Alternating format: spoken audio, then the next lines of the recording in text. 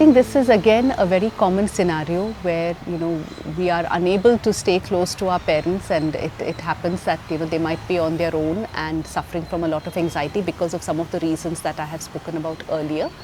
And as I had said earlier, the important thing is to build a support system around her.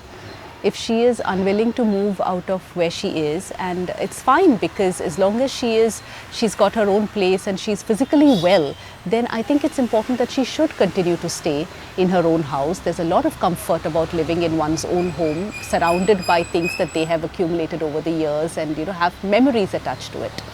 But in terms of support systems, you can look at, do they have someone to make sure that they're taking their meals on time, and nutritious meals, because we spoke about the importance of that.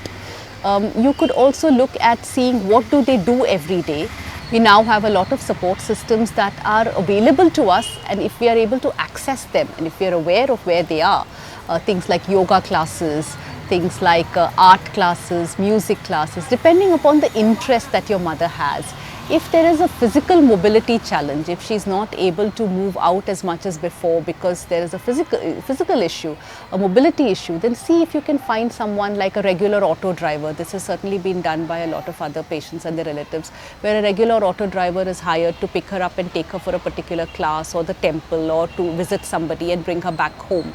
And you can keep track of all these things. We have apps available now which can make sure that you can monitor and make sure that mom has reached where she was supposed to safely.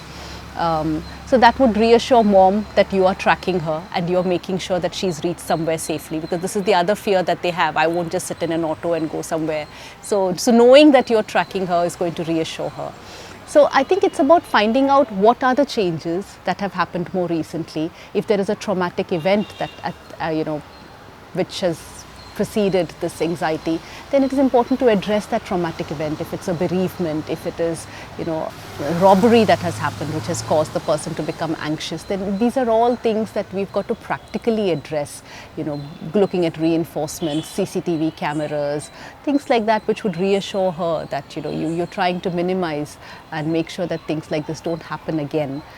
That would reassure the elderly person quite a lot. And if, as I said earlier, if the routine, the support system, and all that fails, then you will have to look at medication and gradually get her to take some medication to initiate the treatment process, and then see how she feels.